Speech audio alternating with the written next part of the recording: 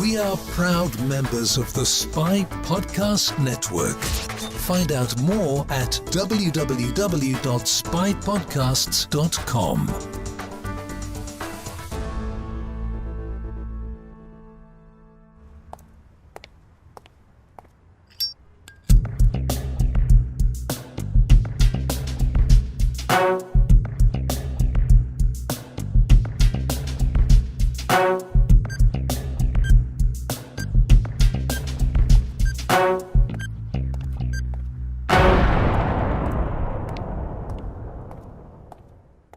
Hello and welcome to Spy Hard's podcast, where your hosts go deep undercover into the world of spy movies to decipher which films make the knock list. But remember, this information is strictly for your ears only.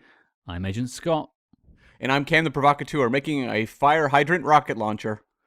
It's very Kirk TOS, wasn't it? That little rocket launcher thing.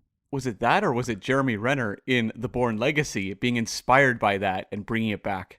It's all connected. And, connected. Speaking of connected, we have a guest joining us this week. And last time she was on the show, she expressed a certain delight in seeing North Korean torture scenes. So we waited until we had another film with exactly the same thing. We called her back. It is Em from the Verbal Diorama podcast. Hello, Em. How are you? Hello. Do you know what I was actually thinking when we watched this movie? I thought to myself, do you know what? This is another North Korea torture scene. And there were so many parallels with Die Another Day. But, and so many non-parallels with Die Another Day. But, Scott, Cam, thank you so much for having me back. Hello, everyone. Well, when you were on last time, we obviously introduced Verbal Diorama, but what's been going on since? I do believe you've had a very successful live show since then. Semi-successful. I don't know how you measure success these days.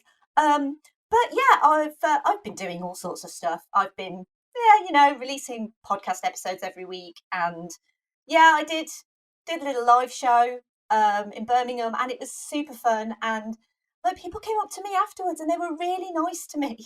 That's not what we're used to. And I'm always like, it just amazes me. And it's like people who are like, oh, I listened to you. And I was like, oh my God, that's so cute. It was really fun. And it was really nice to meet some really lovely people. And it was also really nice as well, because some people who saw me there actually then started listening. So you kind of never expect stuff like that to happen. Certainly never expect anyone to be like, oh, I listened to you. And I got presents as well. I was like, oh my God, this is amazing. Like, can I do this every week? Because I get presents for it. But yeah, it was super fun. And that's kind of been it. Just like fighting the good podcasting fight, and then, returning to Spy Hards as, am I a double agent? Am I not a double agent? Who knows? I think by the end of this episode, we're all going to be double agents, or triple agents, in fact. Quadruple agents. There's only one way to find out.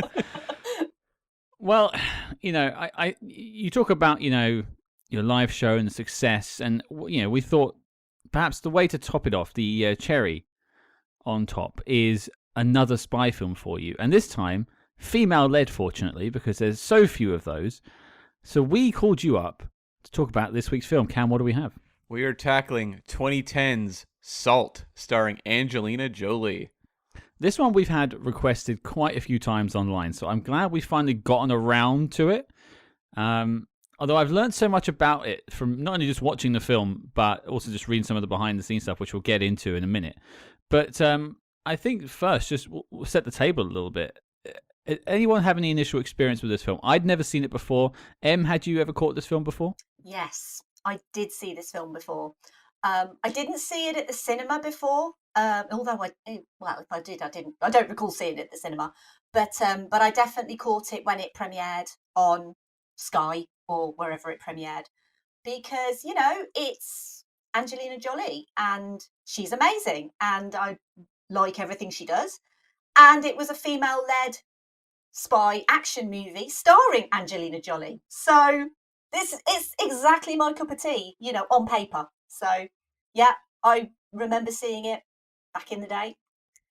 Oh, I remember you saying you were a big fan of Atomic Blonde. Love it. And so I thought this is very much in the same realm. Love it. Love it. Yeah, we haven't done that one either yet, to be fair. So that might be the next triumphant return. Who knows? But Cam, what about you?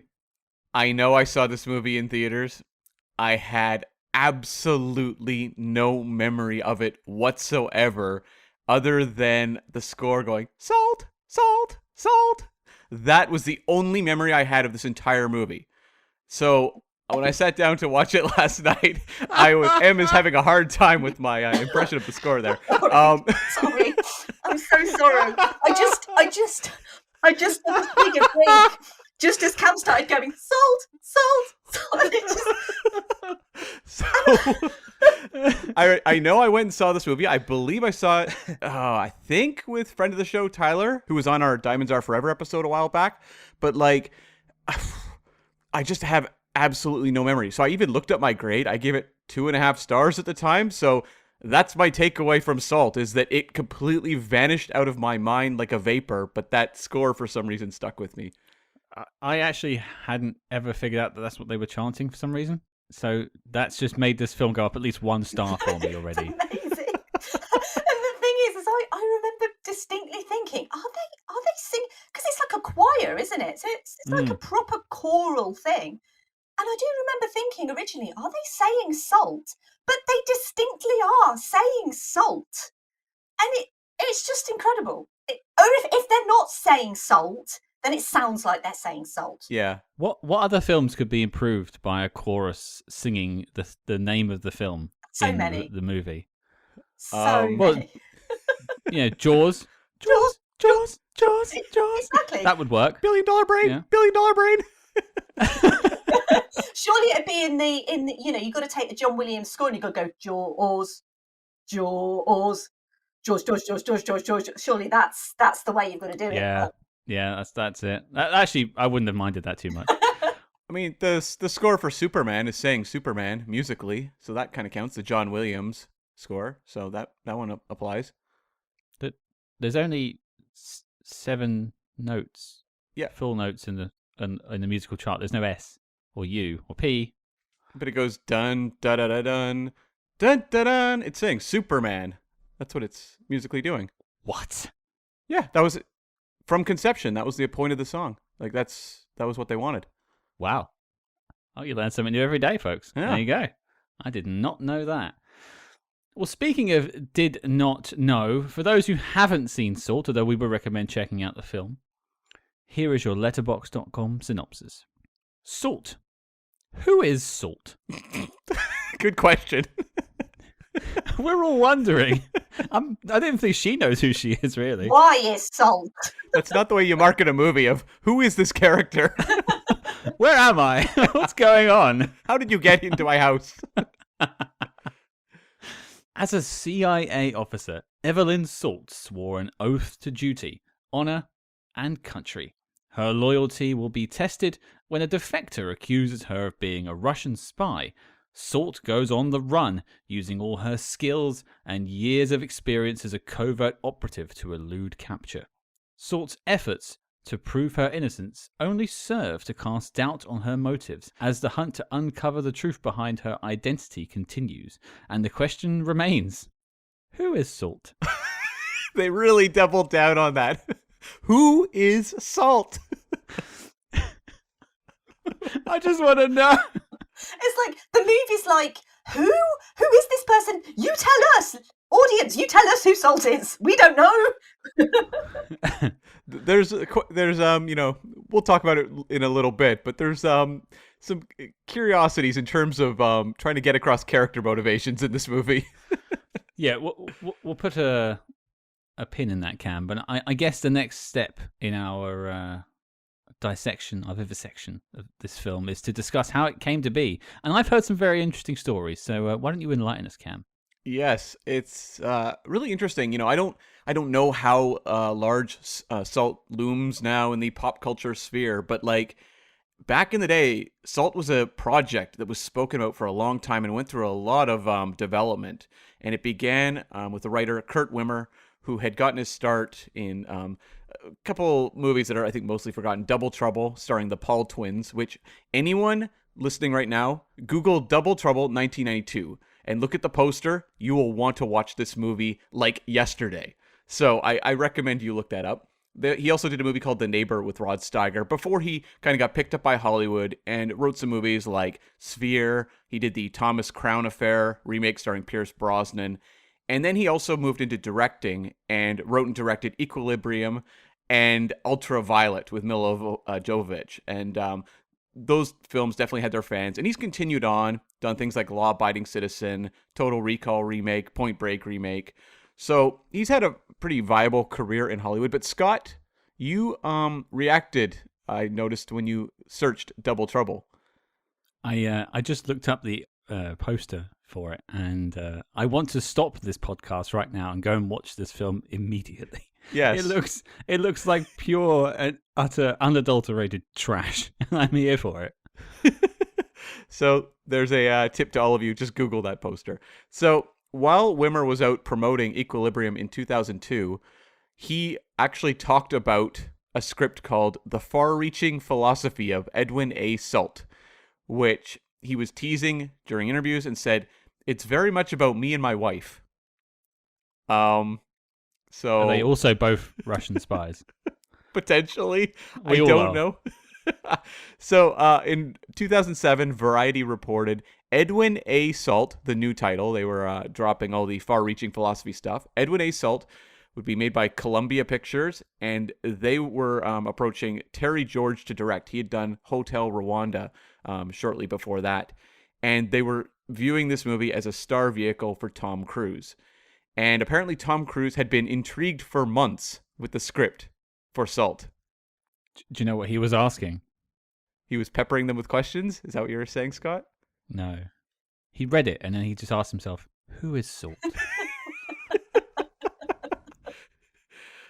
Yeah. So Terry George was on board for a little while, and then he bailed. And Peter Berg, who'd done movies like The Kingdom and Hancock at that point, and he's since done a number of Mark Wahlberg films. But Peter Berg boarded, and then the writer's strike kicked in at the end of 2007 into early 2008.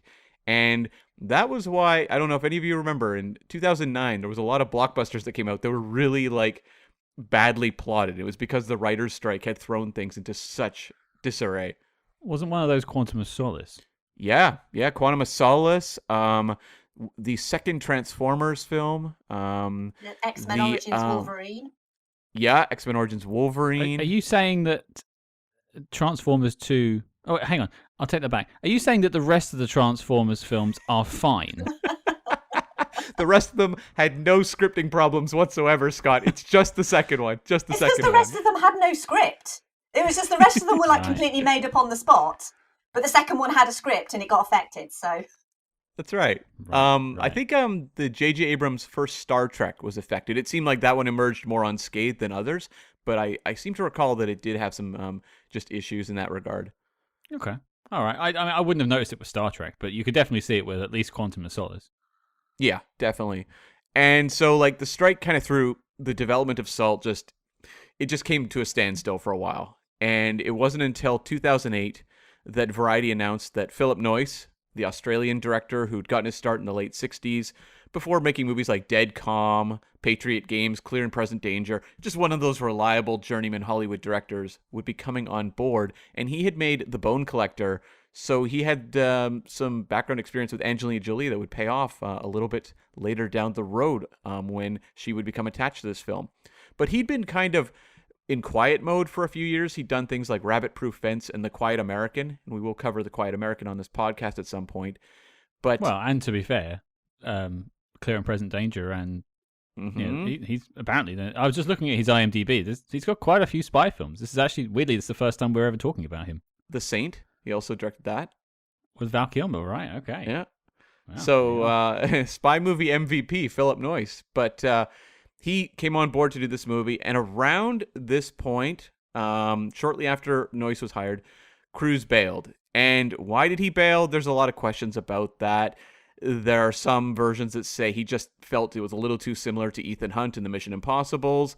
But then also, you look at it, he jumps over and does Night and Day almost immediately after, so maybe he was just more pulled in by that material, because you could make the same argument that Ethan Hunt is very similar to Night in Night and Day.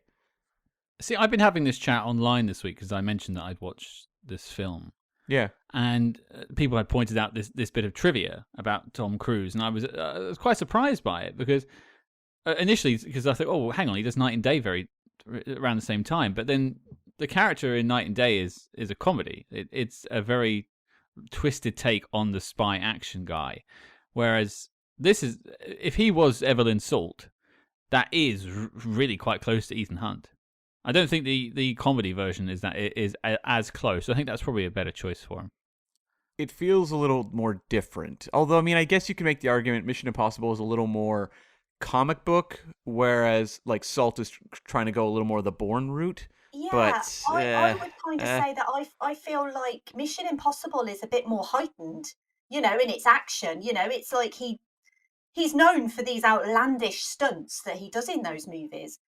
And Salt has none of those. It does have stunts, and but it doesn't have anything that I would sort of say is very Mission Impossible-esque.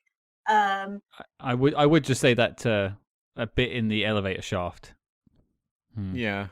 That's a little bit of a mission-y, shall we say? It's kind of not really the same as him hanging off the side of a plane as it's taking off, though, is it? And the Burj Khalifa.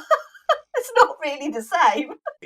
It's stripped down in comparison to the Mission Impossibles for sure. Like that's true. It kind of almost makes sense for Cruise coming after like Jack Reacher and stuff too, which are a little more stripped down genre exercises. Like I can kind of see what maybe drew him into this, but yeah, Night and Day was where he headed, and we'll talk about that further down the road. Now, the Angelina Jolie casting is sort of interesting. Amy Pascal, the president of Columbia Pictures, had apparently approached Angelina Jolie sometime earlier, I'm going to guess maybe a few years earlier, and said, would you like to do a Bond film? And Angelina Jolie was like, no. It was like that quick. It was just like she said, no, I'd like to play James Bond. I don't want to be a Bond girl. And I guess that had kind of stuck in Amy Pascal's head of like, oh, okay, well, maybe if a spy franchise rolls around, we could talk to her about that. And that's sort of where it came into play, because she actually approached Angelina Jolie and said, would you like to work on Salt? And so that's what kind of led to this. I'm wondering, do you think she talked to her for Die Another Day? That timeline wouldn't have... Oh, well... It kind of would. Actually. If it was years earlier? So we're talking in a Jinx role then? Yeah. It's all. I'm glad we have M back for this. This is all connected here. This is great. Huh.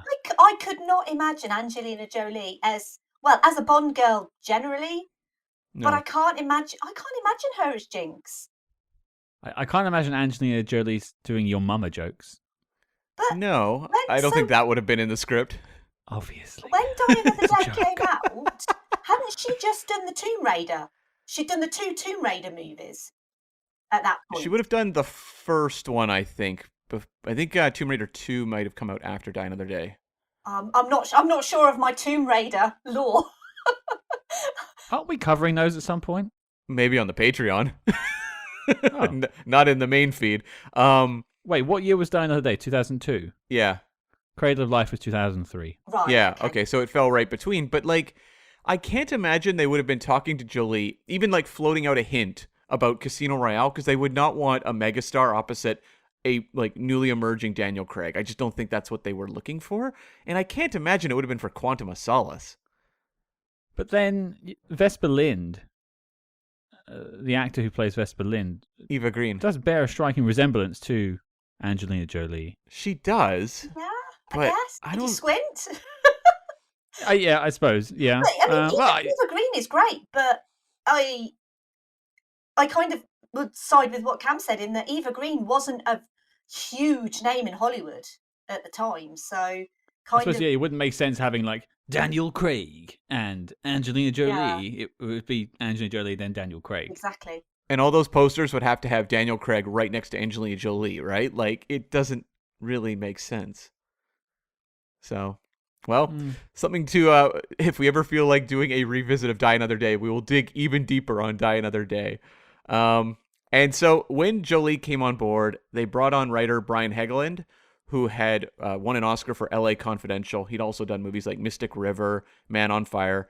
And he was basically brought in to help ease the transition from Edwin Salt into Evelyn Salt. And so he took notes from Jolie and from what they wanted and applied those. And at the time, if you look at Variety articles, they refer to the Salt script being written by Kurt Wimmer and Brian Helgeland.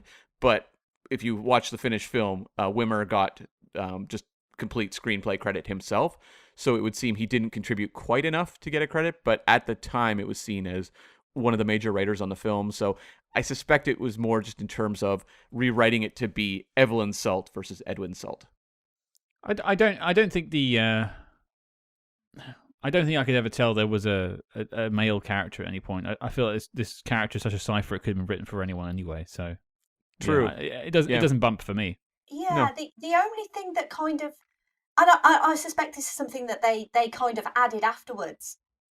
But the only thing that really stood out to me that maybe they'd clearly kind of changed the gender was so something happens towards the start of the movie, and I don't feel like that would have happened if it had been a male character. And so when she's interrogating, I'm going to say his name is Orlov.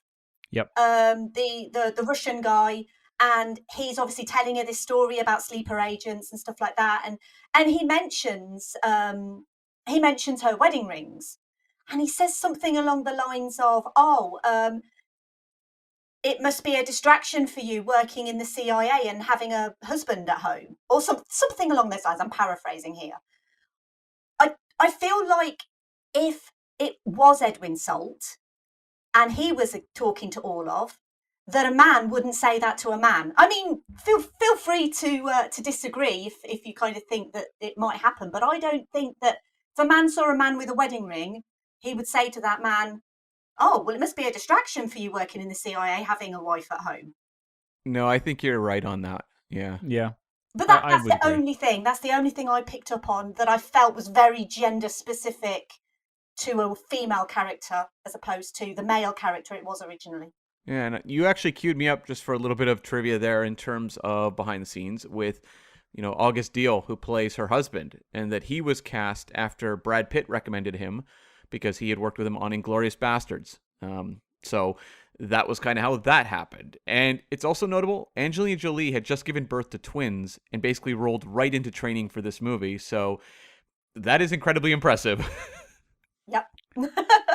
Yeah, well, I have no doubt she had the chops. I mean, she was already, doing the fitness stuff back in Lara Croft days. She's always, in that sense, been up for the roles in terms of the fitness and the sort of action film. So she had that already in her back pocket. I would say it's interesting to have August Diehl appear once again within 4 weeks of a review. Yeah, because he was in Munich, Ejiofor, yeah. Yeah. Completely different character. Completely. Much nicer. Yeah. I would share a train with this guy. So the budget for this movie was $110 million. Domestically, it did 118.3. International, 175.2 for a worldwide total of 293.5. So it was a hit. It definitely made money, but it wasn't maybe the home run franchise launch they wanted. Well, I suppose this is the best place to talk about it, but this felt like it was meant to be the start of something. Yeah. Where did that go? Oh, I can follow that up in just a moment. One of the things that really frustrates me about this movie, actually, is the fact that it feels like the first part of a two-parter. Mm-hmm. It'd be like having, I don't know, The Lord of the Rings, The Fellowship of the Ring, and then it's stopping. And then you never find out what actually happens to the characters. Felt a little bit like that, but they were clearly setting up for this sequel that never materialised. Well, I know there's a bonus ending on the extended edition that I went and saw out on YouTube today, which I think it's kind of got that whole, because this film has this sort of the Black Widow thing going underneath it, where they went to the school and did the training, and in this extended ending, she kills the guy at the start who sort of triggers her with with the ring and everything. And that you could say is the end of her story, but even then, it doesn't really feel like it's the end of her story. No, and there was 3 cuts of this movie, and I think one of them revealed that the new president, because the president died, I believe, in one of the cuts, and the new president was a Russian mole. Yeah, I read that earlier. Yeah. It was on my cut I watched today. Actually, it's in it's in a TV report in the background. Yeah, Like, new president's parents died whilst they were working in a Moscow embassy or something like that, and you're like, oh, okay, this is a sequel, surely. Anyway, but Cam, you had a bit of trivia for us? Yeah, so I'll just wrap up the box office, and then I've got some notes on Salt 2. This landed at number 23 for the year between Shutter Island and Sex and the City 2. The top 3 for this year were Toy Story 3, Alice in Wonderland, and Harry Potter and the Deathly Hallows Part 1. Family films reigned supreme in 2010. Every single one of the films you just mentioned, apart from Salt, I saw in the cinema that year. I saw all of them, I suppose. What a disappointment I am. Yay me. And this film was nominated for 1 Oscar for Best Achievement in Sound Mixing, and it lost to Inception. Wow. Well deserved Inception. Yeah. And just to close this out, Salt 2, the script was being developed for quite a while. Kurt Wimmer was aboard immediately to develop Assault 2. Angelina Jolie apparently rejected a draft in 2012, and then they brought on Becky Johnson, who had written The Prince of Tides, and she developed it for a while, and then it all apparently just went quiet, and I guess Columbia wasn't necessarily pursuing it that aggressively. Angelina Jolie wasn't that interested. So in 2016, they pivoted and started developing a TV series called Salt that Sony was developing for TV, and it would be about her tracking moles, I guess, episode to episode.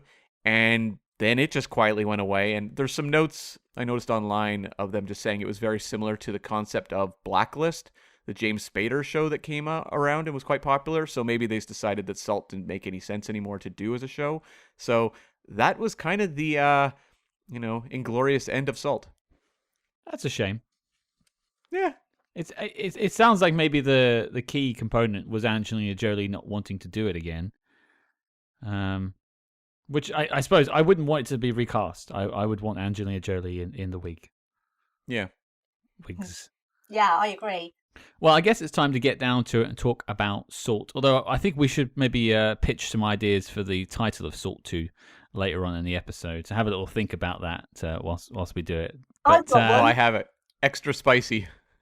Oh no! I've got a good one. I've got a good one. So, the sequel's called Rock Salt. So you've got Angelina Jolie versus Dwayne the Rock Johnson. Oh. Clash. Rock Salt. I like it. There we go. Is The Rock also a Russian agent? Yeah. So I think he's got to be a Russian agent, but I don't know if is that in his repertoire. Who knows? I don't think he's ever been in a spy movie full stop, has he, Dwayne The Rock Johnson? But Central Intelligence. Oh, of course. Well, that was more of a comedy, though. But anyway, yeah, so that's my pitch, Rock Salt. I'm going to go with Salt and Pepper, where she brings along a delightful dog called Pepper. Oh, I thought you were going to say Peppa Pig. That would be interesting. It's both animal-based, but yeah, I like it. Salt and Pepper, there we go. Well, okay. Salt. Em, you're our guest. You get the first discussion. So what did you think of Salt when you revisited it for the show? So the first thing that I thought about Salt, and I think the most important thing about Salt, is how great Angelina Jolie is. She is actually really great in this movie, and in many ways I feel like this movie kind of doesn't do her justice because the script is pretty bad. The plot is kind of a bit nonsensical in places. I know it's a spy movie, and I know sometimes you have to have like a reasonable amount of, stretching of your disbelief kind of thing when it comes to action or spy movies or whatever. But I feel like Angelina Jolie really, really embodies this kind of double agent because she's obviously an incredibly beautiful woman. And I feel like as well that when it comes to female spy movies, you obviously mentioned earlier, Scott, that there aren't very many out there. And it's a real shame, really, because the fact that women are rarely afforded the opportunity to be headlining a spy movie feels like a bit of an injustice, really, because I feel like if you have a room full of people and say, one person in that room could be a spy, you're never going to suspect the woman. You're never going to suspect the beautiful woman. And I feel like there's so much opportunity out there for female spy movies, female spy franchises. And in a way, it's kind of sad that this movie isn't. This movie is good. I like this movie a lot. But I feel like Angelina Jolie deserves something more elevated for her, because her performance is really good. Like, you question her motives, and she's obviously the protagonist of this movie. We don't know at the start of this movie, once obviously this whole whether she's a spy or not comes out, and then she runs. You don't really know why she's running until the movie makes it obvious why she's running. I feel like it maybe takes the movie a little while to make her motivations clear. But I think once the movie does make her motivations clear, the fact that she's basically, at the start of the movie, she realises that her husband is in danger. And so her first instinct is to go and find her husband. And you don't know whether that's because she's actually guilty or whether she just actually wants to find her husband. And I also really like as well that she kind of saves the dog. And I feel like that's always a positive character trait to have, if someone actually saves the dog or, makes the dog safe.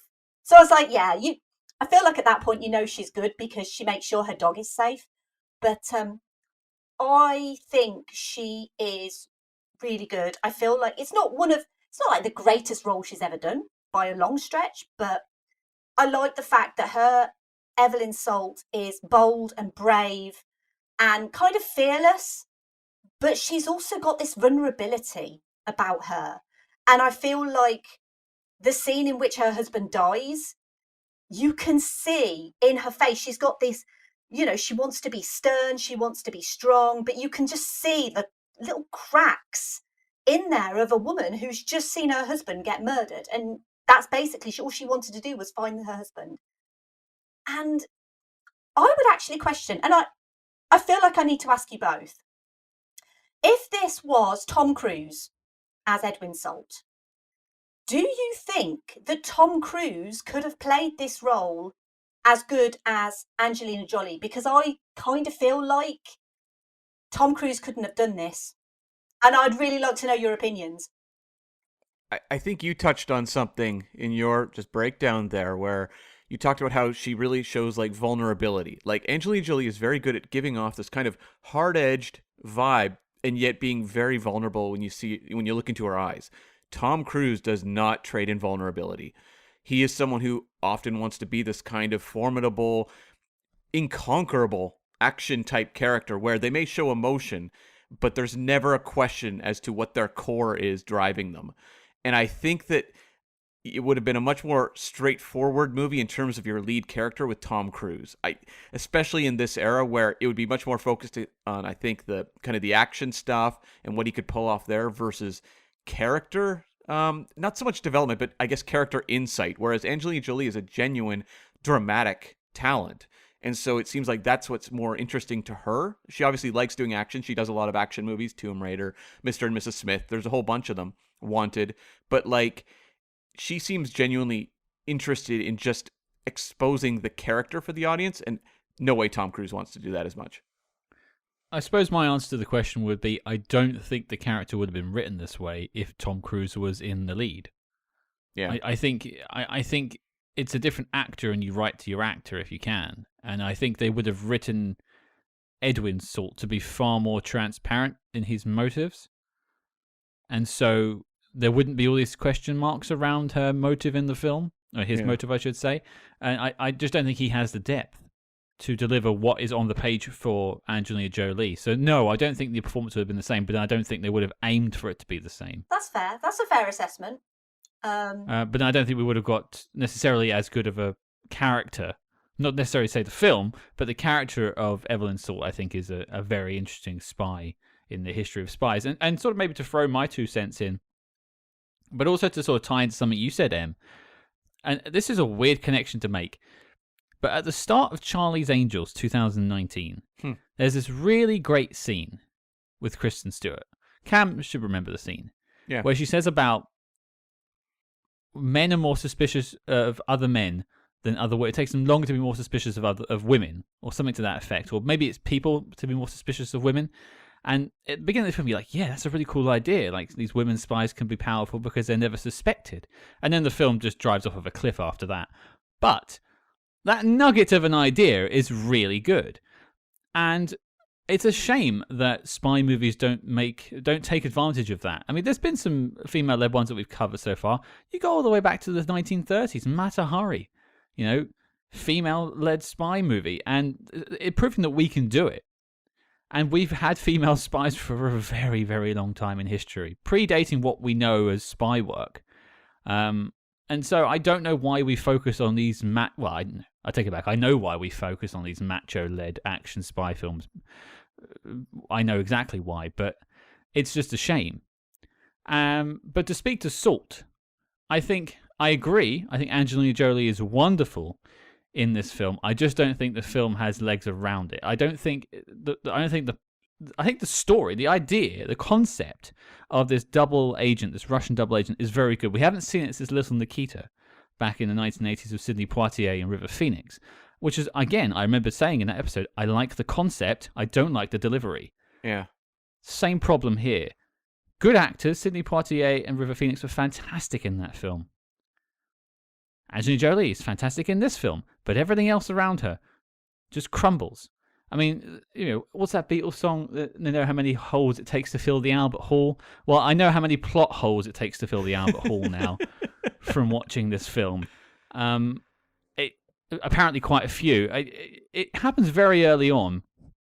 And I watched these films twice, and I stress this. I watched them twice, and even on my second viewing, and I paid attention both times, the film doesn't really tell you people's motivations or even like telegraph them or give you hints particularly.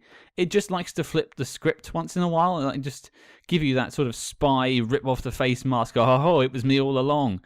Just to give you those twists and turns. But it's just for the sake of giving you twists and turns. It's not really to benefit the film. And I think that's a real detriment to it. Especially that one towards the end with Liev Schreiber's character.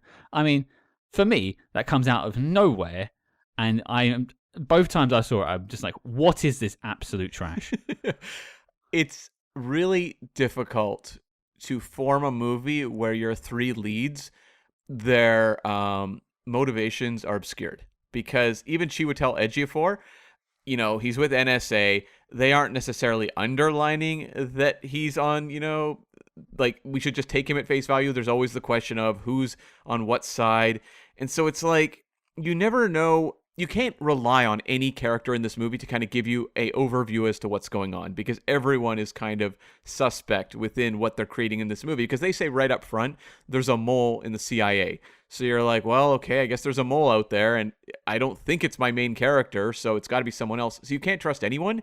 Whereas when you look at some of these movies where they keep the main character's motivations obscured, there's at least someone who's able to explain exactly what's going on, and you can rely on that one character. Mm-hmm. This movie doesn't have that.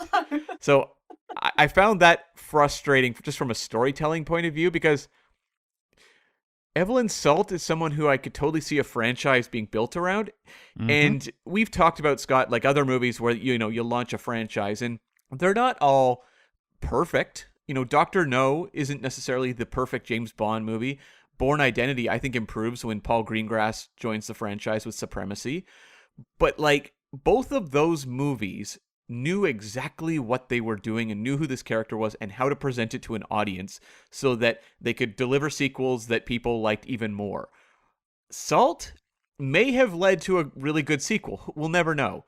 But in terms of this movie, it doesn't feel like the most confident of, like, here's a character you should genuinely care about and want to follow in preceding films. It feels like it's often trying to confuse the audience, and I don't know that that's the best way to get them involved with a character. And so that part kind of bothered me. One thing I thought was of note, and I don't even know if it's a criticism, more of an observation. When I was watching the movie, I had to, like, re-look up, like, what year did this come out? This was 2010? When I watched this movie, short of the kind of half-hearted nods to Bourne-style action, this movie feels like it's from the late 90s or something. Like, it's very interesting that Phillip Noyce directed it, who had this career through the 90s, because this feels like the type of star-driven action sort of thriller you got in, like, the late 90s. It feels almost out of date, especially when I'm reading, like, that top 3 or whatever, where it's, like, all these, like, huge CG family films, you know, these huge blockbusters. And then you have this movie, which is so much, like, less assuming. It feels much more stripped down. It's, like, 95 minutes, basically, of just a, you know, movie star driven chase, and that's about it. It's almost refreshing in a way to see a movie like this in comparison to, you know, this is 2 years after the MCU was launched. That's the future of movies right there. We are, you know, 5 years away from Star Wars coming back, and yet, like, Salt feels like something of a relic now when I, you know, revisit it in 2022. Yeah, and I think that's what I was trying to allude to earlier, is that it feels very grounded. Like, it doesn't feel like it's showing off in any way. But by not showing off, it's almost like it's not spectacular enough, you know? If it had a spectacular fight scene, the one that always springs to mind when I think of fight scenes is always the hallway scene in Daredevil, for example, where you've got just a huge choreographed, brilliant fight scene that will basically draw an audience in to go, I want to watch it just for that one scene, because that one scene is so awesome, it makes me watch the whole series. And I feel like Salt is really lacking in that. And it's not Angelina Jolie, because she's really good and she gives it her all. But even like the fight choreography feels like there's no, I can't even think of the word. Like there's no like, it's not visceral. Like there's no force behind the punches and the kicks. And it's almost like it's, you know, like it almost feels like pretend fighting. You know, when you're pretending to fight someone and you kind of miss on purpose. It feels like that. The fight scenes don't feel like there's any weight to them. And it doesn't feel like it just needed, like, I think, one spectacular scene in this movie, whether it was a car chase, because there's obviously plenty of car chases. Angelina Jolie spends a lot of her time on top of like trucks and stuff like that. Can be really great in other movies. And I was trying to think earlier, like, why is it not great in this? Like, what is it missing? Is it something to do with the score? Is it something to do with the direction? Is it something to do Not with the score. But it's not the score. But it's like, what is it lacking? And I still haven't quite put my finger on what it's lacking, but it's lacking something in its entirety, I think, to make people go, oh, remember that movie Salt? Wasn't that movie awesome? Because no one talks about this movie anymore. And I think it's because it's just so forgettable in a way. Because there's nothing really spectacular about it.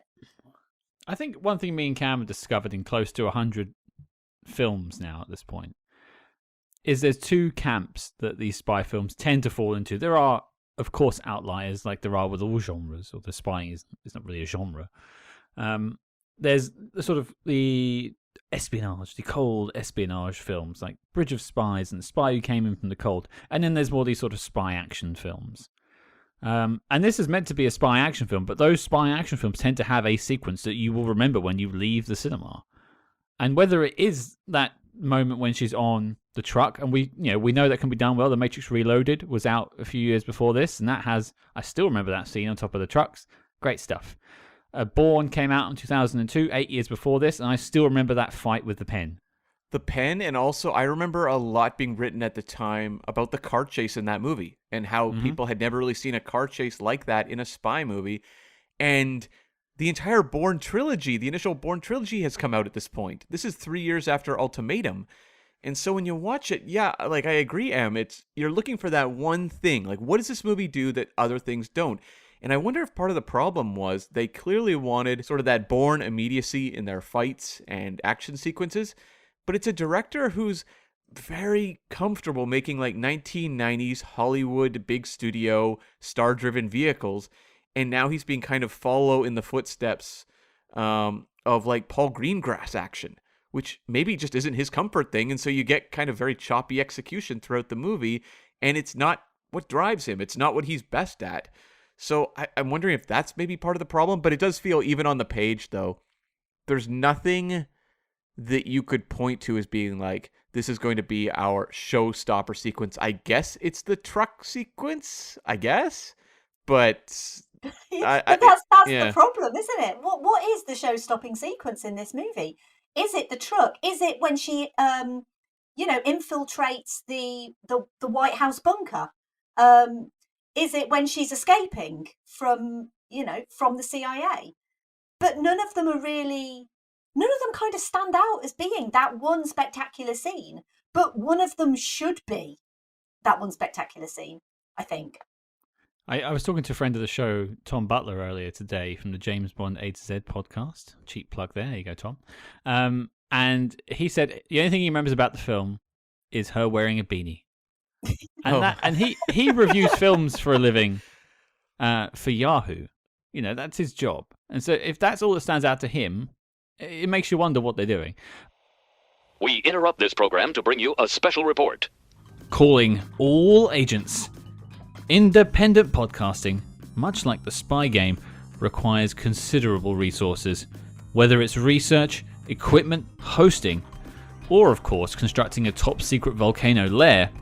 We're putting out the call for your support. That's right. As you may know, we've activated the Spy Hards Patreon, home of our ever-growing lineup of Agents in the Field episodes where we decode non-spy films from your favorite spy actors and full film commentaries with more intel than a Basil exposition briefing.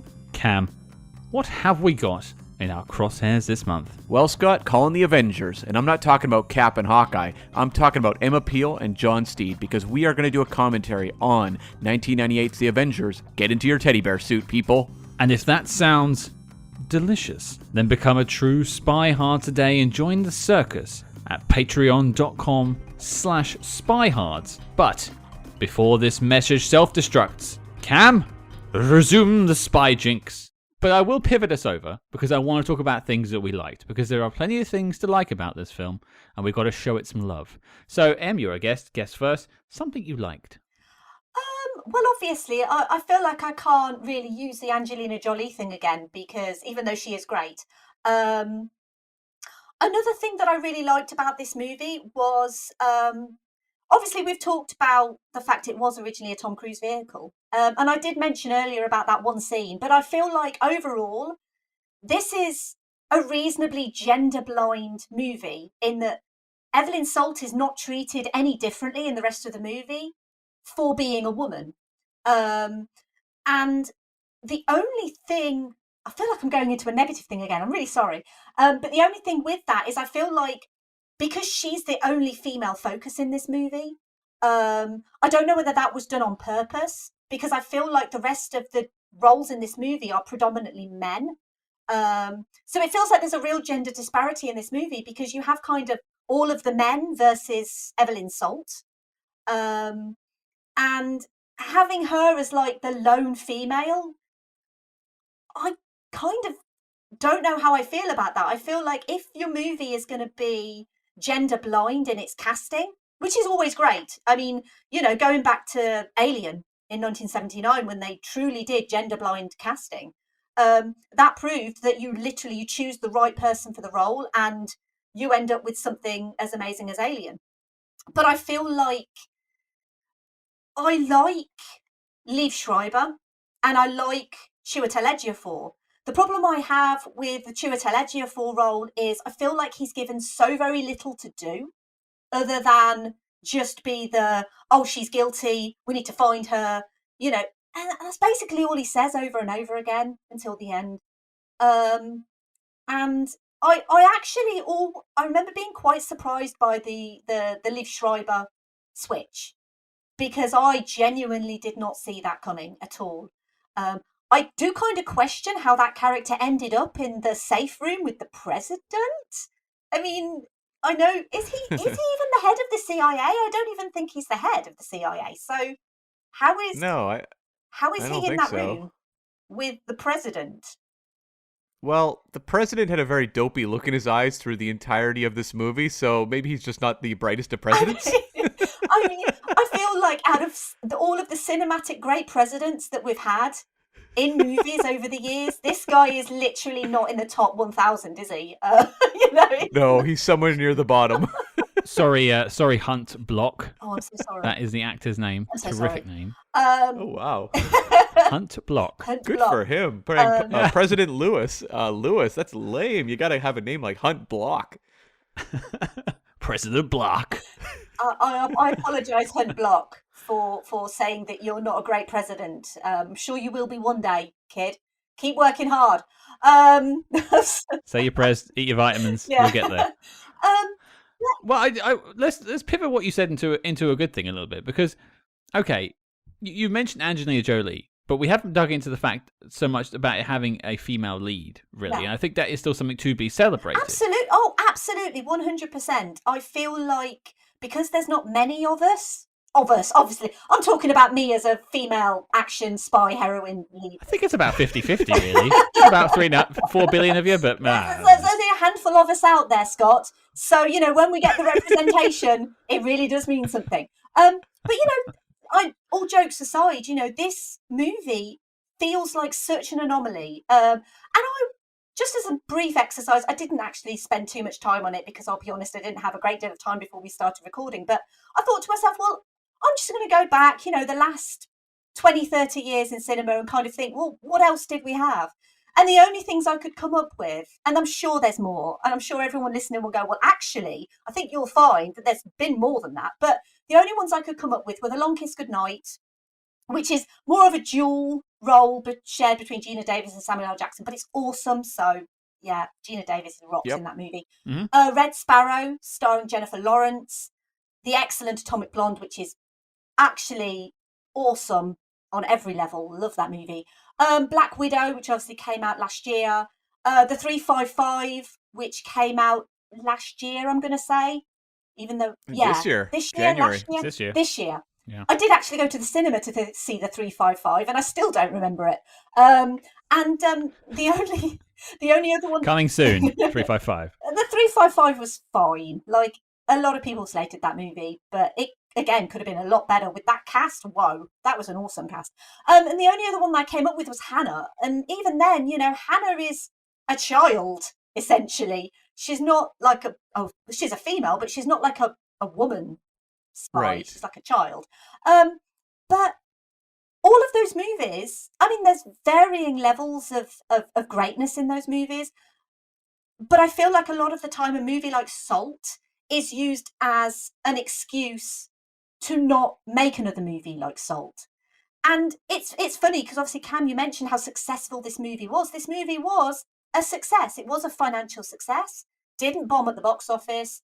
It didn't get the sequel that it so desperately craved. But I feel like a lot of the time, movies like this, if people don't like them, if they don't resonate, if they're not great, if there's something wrong with them, any one thing, it's used as an excuse to not make more. Whereas you don't get that with male leading action movies. You don't get, if a Mission Impossible movie doesn't quite, set the critics alike, you don't get the argument of, well, let's not make any more of these Mission Impossible movies because clearly there's not a market out there for them. No one wants to see Tom Cruise lead an action movie. And we might as well just stop it. And I feel like the excuse for women-led movies, not just spy movies, but movies in general, is, well, they're just not as good, are they, as the men? So let's not bother making these again. And it really frustrates me. It really frustrates me because there is a great movie in here. There really genuinely is a great movie in here. And it's not at the hands of Angelina Jolie that it's not a great movie, because she is really, truly great in this. And I feel so much like we should not have a list of, let's say, I mentioned 6, but let's say, for argument's sake, there might be a few more out there. Let's say 10. We shouldn't have There's rhythm section as well, I think of. Oh, yes, of course. I've not seen that, but I've heard about that one. But again, that one didn't do very well. Oh, no. So it feels like these movies are used as an excuse to not make more, when really Hollywood should be saying, well, yeah, let's actually take the 50% of our audience who's not represented obviously I'm talking about male versus female here, and apologies to anyone else, like any non-binary people listening. I'm clearly just trying to be as secular with this as possible, in a sense of representation across all kind of divides really should be an equal split. It should be an equal split. And the fact that we're at a point where men and women still aren't an equal split in 2022 is really a problem, because then you go into, LGBTQ representation, non-binary representation, racial representation, all of this stuff. And it's like, if we can't even get the split between men and women right in Hollywood, where are we going wrong? Well, where are they going wrong? Because it's not us, it's them. Like, where are they going wrong? I don't get it. Because these are questions I have posed many times on this podcast, and Cam can affirm that I have lamented on record a number of times poor writing for female characters, or the lack thereof of female characters in some of the spy films we've covered. And it frustrates me to no end, and also just outside of spy movies. But obviously this is what we contain ourselves to on this podcast. And we had Helen O'Hara on the show last year, the great Helen O'Hara, talking about Charlie's Angels Full Throttle. Now that's hardly the feminist bastion. The Full Throttle, I mean, not Helen. And, we were talking about just like this lack of diversity in spy films and in Hollywood in general. And it goes back a century at least now. And I just feel like it's exactly that. They're just using an excuse not to do more. But I think it's just a case of, if you look at the most recent Bond film, for example, No Time to Die. Now, they brought Phoebe Waller-Bridge in to punch up some of the female characters in the film, and lo and behold, the Léa Seydoux character improves from Spectre to No Time to Die by having a female writer in the cast who can actually talk about the experience of being a female. I can't talk about it as well as someone who is a woman or identifies as a woman. I can't talk about that as well, but she can, and so she did, and proof was in the pudding. But a lot of these films are written by men. We have to go back to the fundamentals of who are putting these films together. And I think one of the other problems is as well is we look at what the 355 did, and me and Cam are going to be tackling that soon on the show. The marketing led heavily into the fact that, look at it, it's women in this movie. It shouldn't be about that. It should be about, this is a great story and this is why you should care. What's your concept? What's the concept? Like, why is the audience showing up? I mean, look at Salt, the marketing. Who's Salt? Who's Salt? And that's kind of their marketing push. And it's like with 355, I don't even remember what the marketing push was other than they're women and they're spies. Yeah, that was basically it. But to be fair, it got me because I was like, well, what got me was the cast. Oh, yeah. Because I was like, Lupita Nyong'o, Jessica Chastain. Mm-hmm. And I was sold on the cast, like genuinely thought this is going to be incredible based on the cast and based on previous things that they've done. And, I feel like obviously every time an actor takes a role, it's a clean slate, isn't it? You can't really base anyone's performance on a previous performance. But if you've got like Lupita Nyong'o, Jessica Chastain, Penelope Cruz, all of these amazing women, you kind of think it's probably going to be good. It's a little bit unfortunate that it wasn't as good as I thought it might be. But again, that's not down to those actors. It's not down to the fact that they're women. It's just the script was bad. And again, the action choreography in the 355 is pretty bad as well. But anyway, I feel like going off on a tangent because we're not here to talk about the 355. But well, I will just say 355, directed by, written by a man. Simon Kinberg, yeah. And I think like one thing also to note, and this kind of brings us back to Salt, is that you often will have like a male-fronted action franchise, and the first one will do okay. It'll do decent money, but, nothing that's like a home run. I think of like, John Wick or Jack Reacher or something like that, where they do decent, and they're like, you know what? Let's roll the dice on that sequel, because we may have something here. And in the case of John Wick, it really takes off. In the case of Jack Reacher, it didn't. But they'll always, roll the dice on that. Versus when, Salt, they were kind of like, well, we're developing it, but it just feels like there was never a real genuine, like, we need to try this. Like, it may work. We may have a character here that could take off with a second film. They're like, you know what? It's fine. It's fine. Yeah. Well, and it was originally pitched as a Tom Cruise film. Yeah, Angelina exactly. Jolie was the second choice. Yeah, true. It says a lot. It says a lot there, unfortunately. But I will take a nugget out of what Em said and use that as my like, and that is the nugget of the concept of the story, which again I said I liked at the start. I think this whole duality of being a spy is one of the more interesting concepts of spy work, and it's generally lost in like the James Bond films.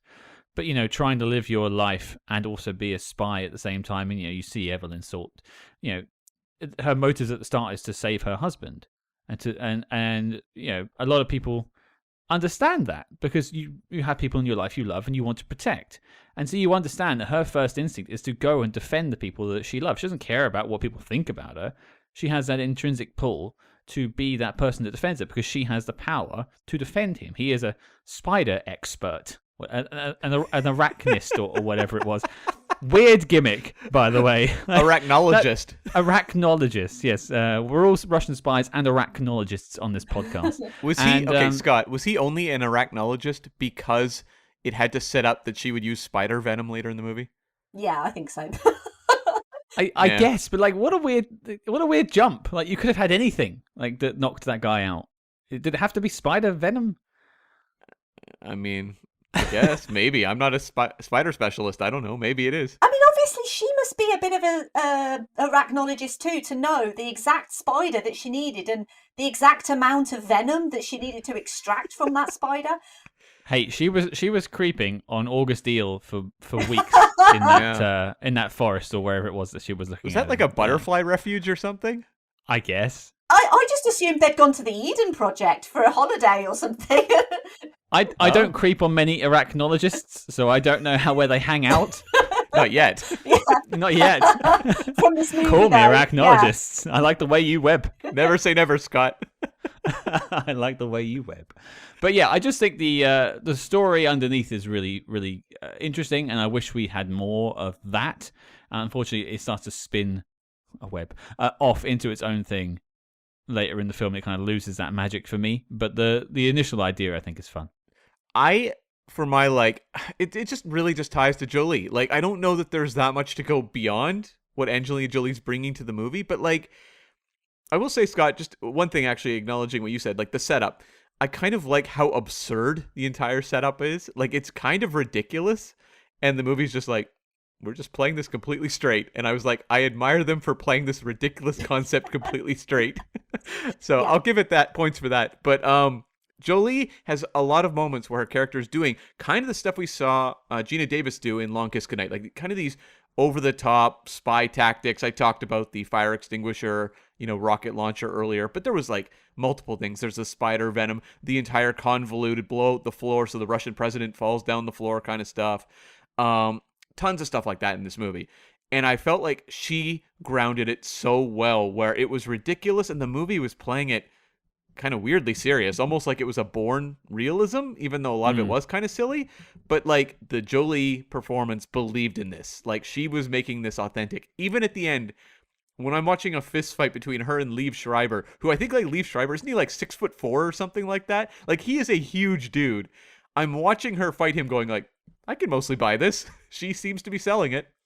Oh, I mean, she definitely sells the part. I'm on board with the Jolie character, although seeing Liev Schreiber, aka Sabretooth, taking on Evelyn Salt. Actually, that's actually probably a cool little spin-off, to be fair. And with the whole spider thing, maybe she becomes Spider-Woman. Oh, well, they are launching a Spider-Woman movie. Oh my God, there's like so many franchises melding into one here. You got a little bit of X-Men, you got a little bit of Spider-Man going on. James Bond with the Dine of the Day stuff. It's all here. This is the film. This is the film. Lara Croft just jumps in from Tomb Raider just because. It'd be awesome. Well, here's a question. When you obscure the motivation of your lead character through the entire movie, you don't have a strong sense of their identity. Is it possible in that first inaugural film to establish the identity of your franchise? Because, like, you don't really know what the hook of this quote-unquote franchise is going to be until the very end of the movie. So it's kind of like, maybe that's why when we're saying nothing really stands out, it's because the movie doesn't have an identity, because it's obscuring it through the entire, 90 minutes. Well, it sounds like we've pivoted into dislike territory here, Cam. I think we've done that several times already. I think so. I think we might not have liked this film too much, but no. Well, it's a frustrating one, right? Like it is. We've talked about movies that are so much worse on this show. It's not like that bad. Like as I said, my original review was like 2.5, which is like if it's on TV, why not? Sure, but it's not something I would necessarily recommend people watch. But like, it's a movie that like you watch it and you can just see all the missed promise, and that's what makes it frustrating. I think that might be the missing element that Em was alluding to earlier, at least for me, is you look at all these spy franchises or just film franchises, we'll go wider, who have that initial entry that's not so good, and then it grows from there. You definitely at least get a sense of your lead or what they want the films to be. This film really doesn't give you anything about Evelyn Salt until the end, or it gives you misleads and misdirects, but it doesn't really give you the actual what her goal is until the end. And even then, it only gives you a vague idea of what it wants to do with the setup of a follow-up film. And so it doesn't leave you going, I want to see a follow-up. It just leaves you at the end of the theater going, well, that was a story. Yeah. Well, like you read The Hobbit. The Hobbit doesn't say come back for the next book. The Hobbit is a self-contained story. The Lord of the Rings, you read the Fellowship of the Ring, that's leading on to the next book. That literally feels like it's leading on. This is more of a Hobbit than a Fellowship of the Ring. Or even Born Identity, which obviously had some inspiration that affected this movie here. Right away, Bourne wants to recover his memories and evade the CIA. And these these operations that want to hunt him down. Like, that's kind of a basic premise. You know who Bond is right out the gate. He's a 00 license to kill who's sent to stop, people that would threaten humanity. Whereas with Evelyn Salt, you're like, okay, she wants to hunt moles, but I only know that by the end of the movie. The rest of the movie, she just wants to evade capture. But is she guilty? I don't know. Yeah. Well, you can buy the hook early on when she's trying to protect her husband. That's what I mentioned earlier. Yeah. I get that. And then she watches him drown. And at that point, you're like, drown? What's she fighting? No, he gets shot. He's in the water, isn't he? Okay, there's actually different cuts of this movie. In one, he's drowned. In one, he's shot. So maybe Scott watched... Oh, I watch him drown. Okay, so... him get shot. Oh, yeah. Well, I didn't even know this. So what? Hang on then. Wow. So for listeners at home, you may have only seen one. So I watched him get drowned in a tank of water. Yeah. And so in the film you two saw, he's just shot in cold blood in front of her? Yeah. Yeah. Huh. So what? Well, how did you watch the movie? Did you watch it on DVD or? Streamed it. Because I streamed it on Amazon Prime. And so the Amazon Prime UK version, he gets shot. Well, I streamed it. I don't know if it was the UK version, but I definitely streamed it. Oh, okay. Okay. Yeah, because if you buy the Blu-ray of this movie, and I'm sure there's someone out there who has, it comes with like 3 cuts of the movie, and the one with like more of the teasing of sequel stuff is I think the Phillip Noyce extended cut, but there's like another cut that's like a 30 seconds to a minute longer, and I think that may be the one you watch, Scott, where it's just a few other elements are changed, like the violence there with the husband. Yeah, because there's a really weird... Because you see the actor, August Diehl, in the water, gets covered up in this tank and then drowns. He fights. And then a couple minutes later, they have this really awkward shot looking back on the water where they've superimposed his face in the water. Oh. And it's one of those awkward-looking CG things I've ever seen. I'll put a screen cap online this week for people to look at. It's weird. But I didn't even know this alternate version existed, so I'll probably have to put that up as well. So that's so strange. Interestingly then, question for you both. What do you think would be more effective? Do you think the in cold blood shot is more effective or the slow drowning of him in front of her? The shot moment is somewhat effective because it happens right in front of her and she doesn't flinch when it happens. Yeah. But you can definitely see just in Jolie's eyes the impact that this has had on her. Like, again, this is why you hire an Oscar-winning actress to deliver a moment like that. But does she watch the drowning? Yeah, it's right in front of her. He's basically in a tank at her feet. So, sorry, I'm just really curious. So, where does he drown? Does he? Because I know that a lot of the scenes that Cam and I are talking about, take place on this boat. Yeah. So it's the same boat. But yeah, so she basically walks towards him, and I think she thinks, because obviously she wants to rescue him, and then as soon as she walks toward him, they just shoot him. Oh no. So where does he drown? Like outside of the boat then? No, so she turns up to the boat and she meets everyone, kisses the ring. Oh, you got to kiss the ring. You always got to kiss the ring. You've got to kiss the ring. We should have started with kissing the ring, but no. And then they open this like tank on the floor, and you see Mike Krauss, the arachnologist, tied up in the bottom of this water tank. That then they like flip, and then they said to her like, "I'm going to kill him," and she goes, "Okay, I don't care." And then they flip a switch, and then it slowly fills up with water. He struggles and blub blub blub blub blub blub blub blub. Really interesting. Dead. I wonder because the one on Amazon. It's a lot Prime- slower. It's like 2 minutes of watching him struggle in the water. You don't have that. It's literally just bang dead, and then. But yeah, the thing is, she's really great in that scene because as soon as he dies, she has this kind of facade on her face of whatever. But it's Angelina Jolie, so she's got those layers. That's what I alluded to earlier with like the layers of you can clearly see the torment that she's going through, but then she has to keep a straight face because she has to keep her cover. I'm really surprised that I knew that there were multiple versions out there, but I didn't realise that there were multiple versions available to stream out there. I just assumed that the other versions were, like Cam said, just extras on the DVD. It's the first one I came across, but I'd be interested to know what people out there have got and what they have seen, and maybe what was in the cinema originally. I don't even know which one was which now. I believe him getting shot was the theatrical version. Okay. Well, seeing as we're into dislike territory, I'm going to throw a quick 2 out. The first one is I really disliked the name of the bar that they go to. I have that noted too. I don't think I'd ever want to go to a place called Jugs and Strokers. That's where the Spy Hearts after party will be when we do our first live show. I'll be the Jugs. Uh-oh. And the other thing, which is actually sort of tangentially connected to what we were just talking about, not the Jugs or the Strokers, I don't buy the love story for 1 single second.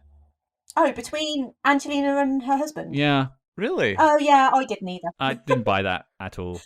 I kind of did. That kind of worked for me. There was something sweet about this woman who's like this kind of CIA hardened person finding love with someone who's a little strange. You know, he's a guy who hangs out with insects. I kind of like that. Cam is just this is just wishful thinking from Cam here. I've started collecting insects in hope that a beautiful CIA woman will find me. Let me show you my Star Trek connection. Oh, I've got the DS9 on my shelf. Uh-oh. Scott, stop spoiling my life for the listeners. Pull up. It's not so much, I don't think that there's like you have to suspend your disbelief to believe that Angelina Jolie could end up with an arachnologist.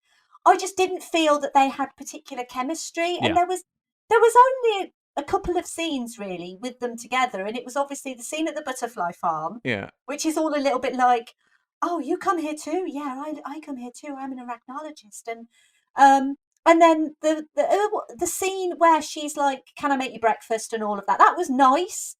But again, it didn't really, I didn't buy them as, oh, we're madly in love. And I get, you've been married for a few years or whatever. You're probably not going to be all over each other and, banging on the kitchen table. But, I mean, to those who do. We're back to Jugs and Strokers again here, guys. To those who enjoy their jugs and strokers on Monday morning, then fair play to you. But, I just didn't, their relationship just wasn't really satisfactorily built up for me to believe in their kind of love story. Or for you to feel the loss when he dies. Oh, exactly. But the thing is, Angelina Jolie sells that. Yeah. She sells it so that you know that the character cares, but the audience is a little bit like, well, but we don't care. Angelina Jolie sells that she does. So we kind of live vicariously through her in that, she must have loved this guy. But the movie doesn't really take great pains to actually show us that we should care about it. And I think that's probably a bit of a problem about the movie in general, to be honest. Like, why should the audience care about Evelyn Salt's particular journey through this movie? Because I don't think there's actually much to persuade the audience because of the ambiguity of her motives. And yeah, to be fair, I feel like we're kind of repeating the same stuff over and over, but I think it bears repeating because this is not a terrible movie by any stretch of the imagination. No. There is a really good movie in here. It's just the way that they chose to make it. It leans more towards the not being good, if you know what I mean. Well, I think people can sense when there's a missed opportunity. Yeah. Yes. And this just feels like one. It's like if it were terrible, we'd just be lobbing bombs back and forth, like ridiculing it. Like it would be a case of that versus like, here are the problems and here's why they don't work for us, which is what's going on with Salt. And, you know, when you're saying like the romance lacked dimension, I would say it's portrayed very idyllic and very like a fairy tale scenario versus like a real relationship we buy into, for sure. Well, I'm sure we've had a few already, but Em, do you have any other dislikes you'd like to mention? I mean, the one thing that I feel like, and obviously this isn't a 2010 thing, because I feel like this movie, for me, is particularly overshadowed when it comes to 2017, because if you compare this movie to Atomic Blonde just gets everything right. Atomic Blonde is one of those movies that you can continually go back to. It's engrossing, it's frenetic, it's kind of a little bit chaotic, but the action scenes are great. I feel like this movie in 2010 wants to be Atomic Blonde in 2017, but it's not there. It's like, maybe we had to have this movie to get Atomic Blonde, and if so, then this movie deserves all of the accolades and praise, because if this movie leads to Atomic Blonde, well then, that's a plus in my book. But, you know, for all of its general kind of misgivings, I feel like there's so much that you can kind of put your finger on and say they could have done better at this. Or if this movie tried more to set up the character of Salt and make us understand her motivations more clearly than it does, rather than think of setting up a potential sequel or a potential trilogy or a potential franchise, then I feel like this, if they'd focused on this rather than going, oh well, we want an Angelina Jolie franchise, so let's start with this one and we'll get to a third movie eventually. I feel like if they'd focused their time on this movie, making this movie great, without kind of setting up the whole, oh, we're going to end this on a cliffhanger so that the audience wants to come back. But what is the audience going to come back to? Yeah. Because you can't just kind of bolster your movie by Angelina Jolie and have that as the only thing. Because not even the great Angelina Jolie can make a movie successful at the box office.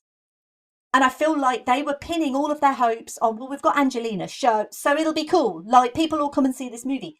And to be fair, people did see this movie.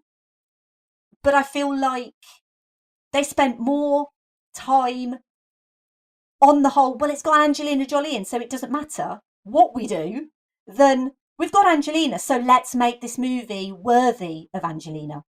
Because it's kind of not worthy of her. She elevates the material she has, but the movie should have been better in spite of that, not because of that. I almost get why she didn't want to come back. Yeah. I mean, when I look at the other Jolie movies that kind of fall into this realm, stuff like Mr. and Mrs. Smith, Wanted, which I've named those two, but even if you name like the original Tomb Raider, it's like those movies are selling something very specific and they kind of know what they are, and the quality is varying movie to movie there, but the concepts are pretty sound.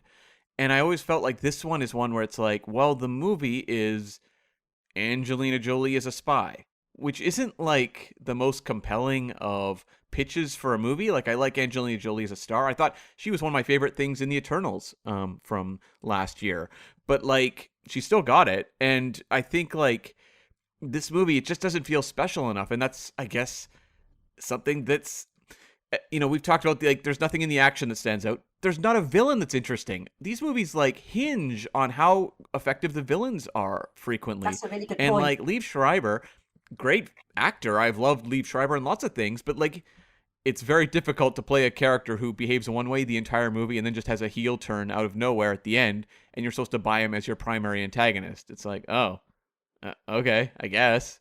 And then the dude who plays Orlov, Daniel Olbrychski, he's fine, but it's a very generic character type.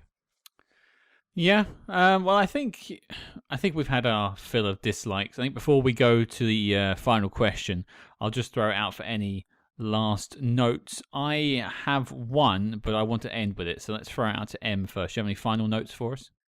Do I have any final notes? I feel like I've been maybe a bit overly negative. I'm not known for being overly negative. I like to be quite positive about everything, really, because movies are difficult to make, and the thing is, even with a movie like this, that the cast and the crew would have worked tirelessly to get this made, and it is something that we do need to mention. Any movie, every movie, regardless of how good it is, there's still a lot of hard work that goes on behind the scenes to get it made, and so from that point of view, then yes, we should celebrate Salt, absolutely.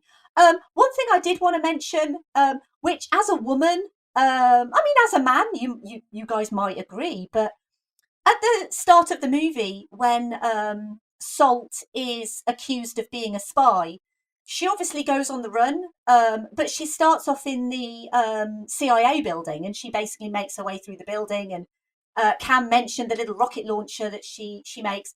But a lot of the time, she is basically trying to evade being captured and evade being found.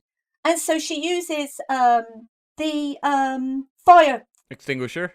What am I thinking? Extinguisher. I was thinking fire retardant, but no, that's like a it's a blanket. Sheet. Yeah, blanket. No. So yeah, the extinguisher. She uses the extinguisher to cover the CCTV cameras and to make herself go invisible. And then in one scene, she takes off her knickers and puts them on the camera. And as the movie progresses, and this is just something random that I picked up, but she never puts on another pair of knickers throughout the movie. I did not note this. Because if you remember, she goes to the little girl. She gives the little girl her dog. She puts on a pair of trousers, aka pants for American listeners. But she never puts on a clean pair of underwear, which, as a woman, underwear is great. You should kind of not leave the house without it. And I just feel like that might have been maybe a little bit uncomfortable for her to not wear underwear for the rest of the movie. But maybe that's just me. I'm sure that she did manage to get some at some point, but it's unfortunate that the title Commando was taken. That's a good one. I like that. I did note down the lack of underwear, but I did also commend her immediate removal of her heels. Oh yeah. Yeah. Oh yeah. Actually, yeah, that's a really good point, because if we've learned anything from Jurassic World, it's that you can't run away from a dinosaur wearing heels. Absolutely. Well, you can in that movie, but you shouldn't, because let me tell you, wearing heels, it's not fun. It's really painful, and I choose not to wear them anymore because it's ridiculous. It's ridiculously painful. But yeah, if you're on the run from the CIA, you will not be wearing heels. I can guarantee you. Yeah, I kind of feel like little things like that were Angelina Jolie kind of chiming in and saying, yeah, I know she's a professional. She's wearing heels in the CIA, but let me tell you, she's not going to run wearing heels. And yeah, so I feel like it's clear that she had some say in this movie as to the character, and I like that because I like her, and I've always been a fan of her as an actress. And also, I think as well, we're kind of forgetting that at the time, she wasn't just an actor; she was a huge celebrity. Her and Brad Pitt, they were together. Cam, you mentioned she'd just given birth to twins, which in itself, the fact she had twins and then she did this movie is outstanding, phenomenal achievement for her. But she was huge. She was a celebrity. She was on the cover of People magazine, and the fact that this is kind of the movie that came after all of that, after the birth of her twins. It kind of makes sense why this movie was big, in a sense of, it made a reasonable amount of money.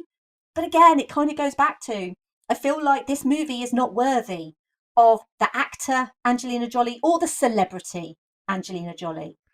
What about you, Cam? Any final notes for us? Well, it's something we haven't talked a lot about, but I just want to acknowledge, like, I said up front, like, I kind of appreciated the absurdity of the setup of this, Russian moles are everywhere kind of stuff. This kind of Cold War hysteria kind of stuff you would see in, like, a 1950s sci-fi kind of allegory.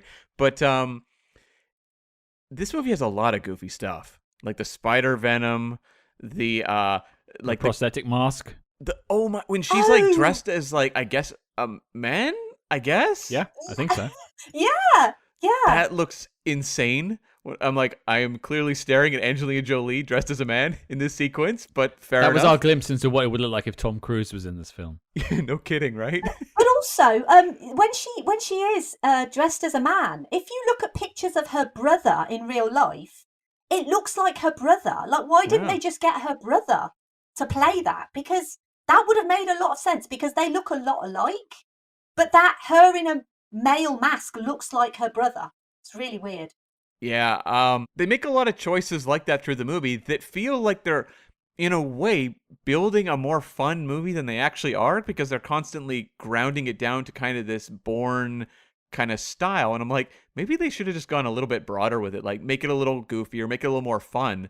And maybe then the audience would be a little more along for the ride versus feeling kind of remote. If it was like kind of fun throughout and it felt like the filmmaking was kind of high energy in that kind of way, might have clicked a little more, maybe, perhaps. It's entirely possible. I would like to have seen more done with the spiders. Yeah, more with the spiders. I feel like that's a lot of setup for like a weird payoff. Yeah. I had a question. If you were being interrogated by the CIA and you tell them you have cancer, can they be like, yep, true, we just done the scan. Yeah, I forgot about that.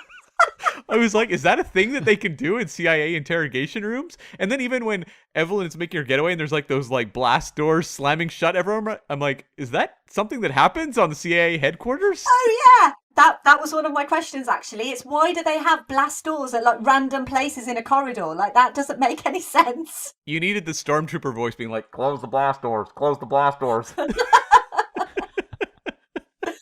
Oh, this movie is so silly. Well, I'll round this out with my final note, and that is I took a screenshot of Evelyn's dossier that's very quickly flashed on the screen, and I found out it's actually all on IMDb.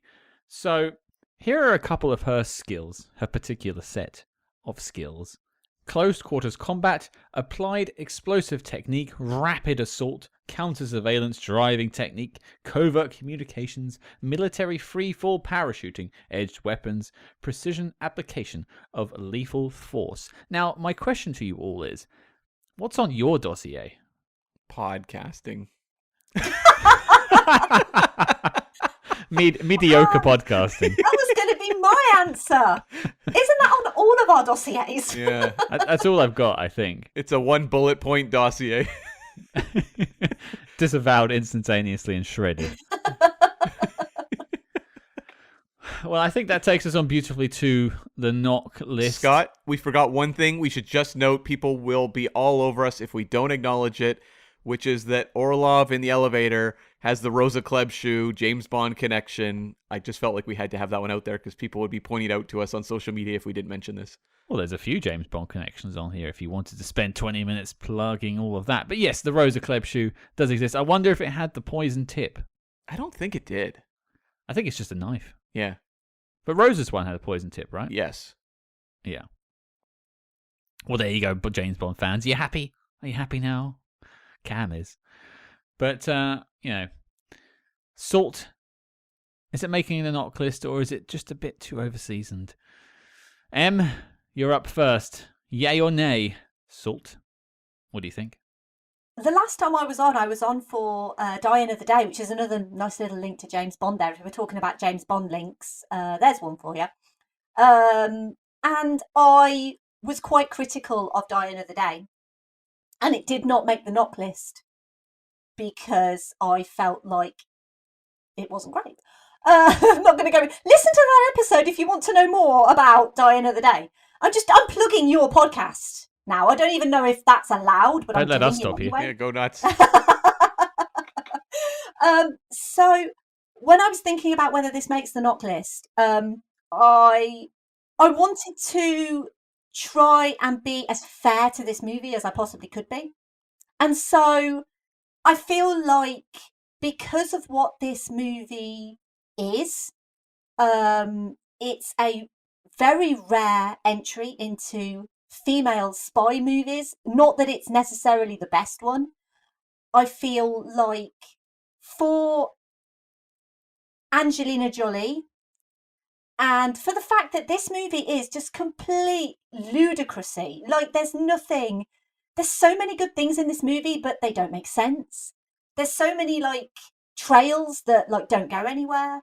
There's so much ridiculousness in this movie that I feel like, because there is a good movie in here, and I feel like the movie is decent enough as it is, even though it's kind of not great for all of the reasons we've already talked about, I feel like I have to say yes.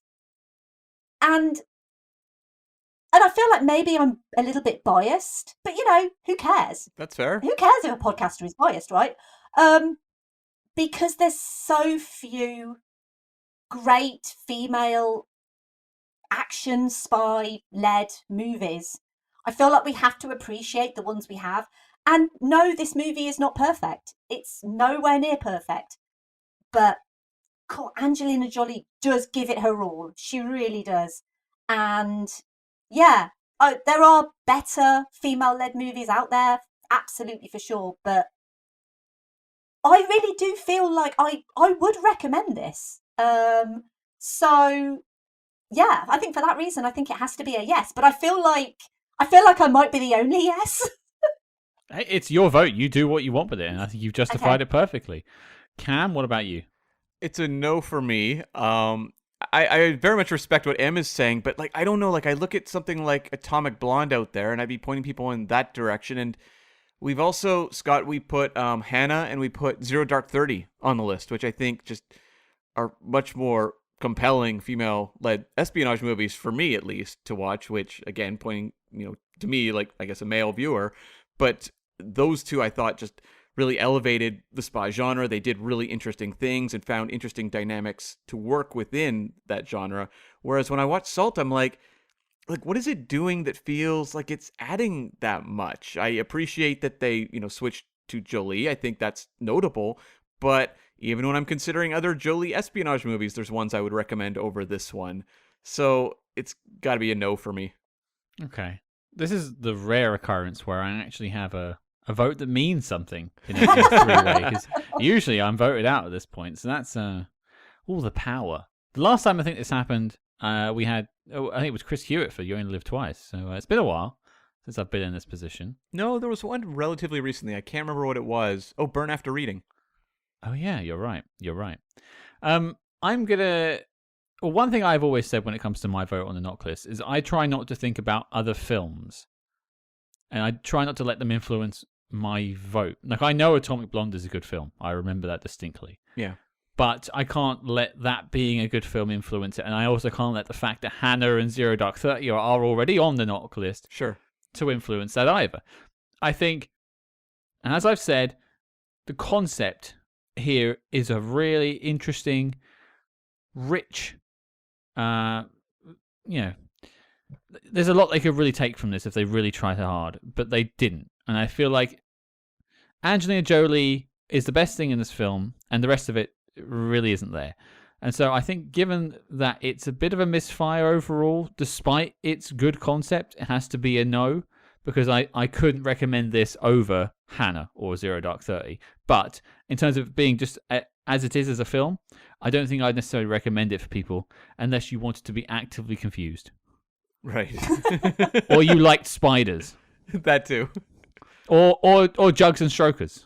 It's absolutely. The thing is I feel like all of the points that we've made are valid points. Mm-hmm. There's no right or wrong thing, because I think each one of us has said very valid things about this movie. No, it's not as good as something like Zero Dark 30. Absolutely not. It's no way as good as Atomic Blonde. And I completely understand why you both would say no. And to be fair, I was kind of teetering. This is, even though it's a yes, it's a very light yes. It's not like a strong yes. You know, it's like if no is like 0 to 50 and yes is 51 to 100, this would like be on the 51. You know, this is, you know, really, really kind of light yes. But I enjoyed watching it again. It kept me enthralled enough. Yeah, it didn't make sense in places, but I don't know, just for the Angelina Jolie of it all, I guess. I can't argue with anyone's point. And I think we've been very fair to this film. And I think ultimately what this film stands up is a frustrating example of a missed opportunity. Yeah. Absolutely. And I think we're all just a bit sad that we didn't get a better film ultimately.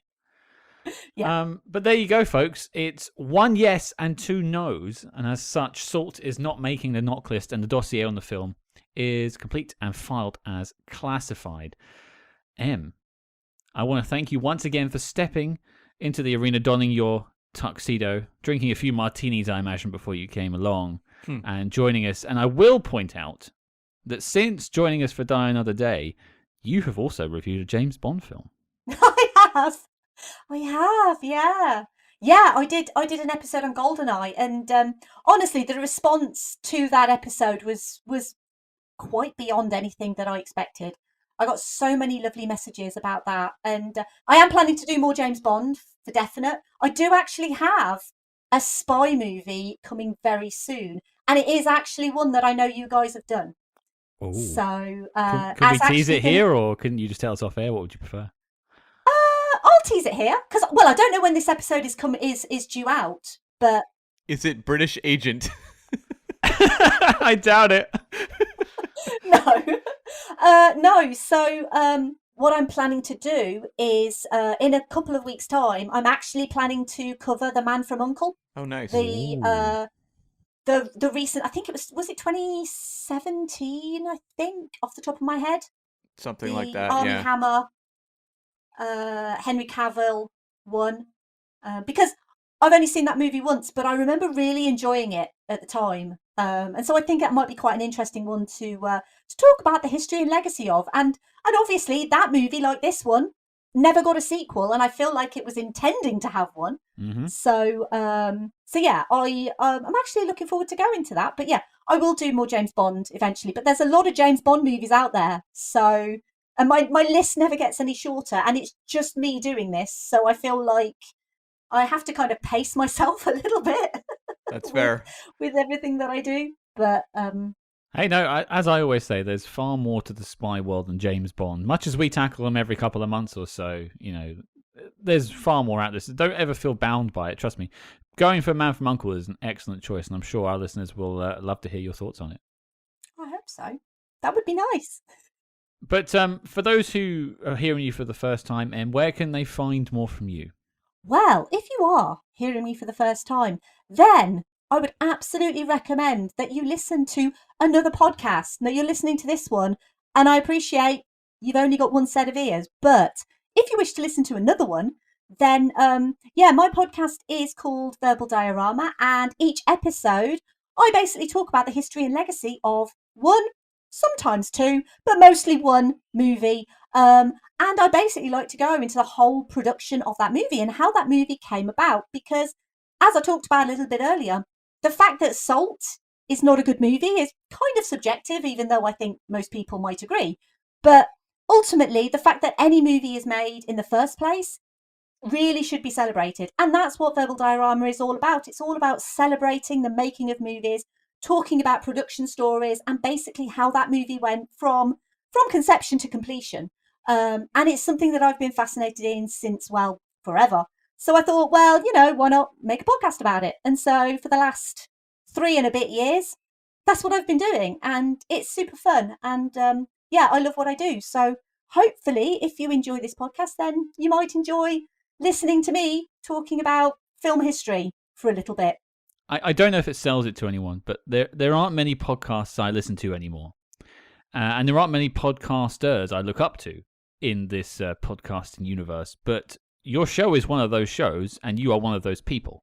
So that's ridiculous. Well, you can say that all you like, but you have such a positive energy in your show online that I think this stuff should be celebrated, and it's why I've asked you back so soon. It's about a year since we did Die Another Day, so it's not that soon, but I feel like shows like yours should be lifted up, and if this episode helps that, then all the better.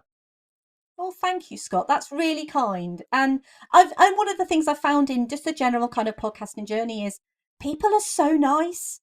And I'm literally just me. I sit in a study and I research movies and I put episodes out about those movies. And so for people to sort of say anything nice about me or to me or behind my back, whichever you want to do, as long as it's nice, then yeah, it's really lovely, and I really appreciate that. Thank you. Well, Em, I want to thank you once again for taking the time to join us. Well, we'll of course have links in the show notes below to your show, Verbal Diorama, and it's been an hour or so now, and I think it's all time that we come out as Russian sleeper agents and wrap it up. So, Cam, what are we talking about next week? Yes, we are tackling the 1965 Vincent Price spy spoof, Dr. Goldfoot and the Bikini Machine. We are launching the first in a 2-part franchise. Yeah, I've read some things about this film. I'm very interested to see what it looks like. I might need to drop a few tabs of LSD before I venture in. That's right, party on.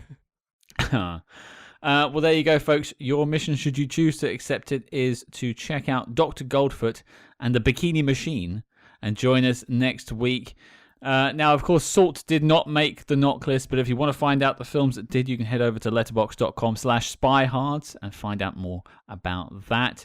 And, of course, do not forget to follow us discreetly on social media at SPYHARDS on Facebook, Twitter, and Instagram. But until next week, listeners, get your damn panties off the camera.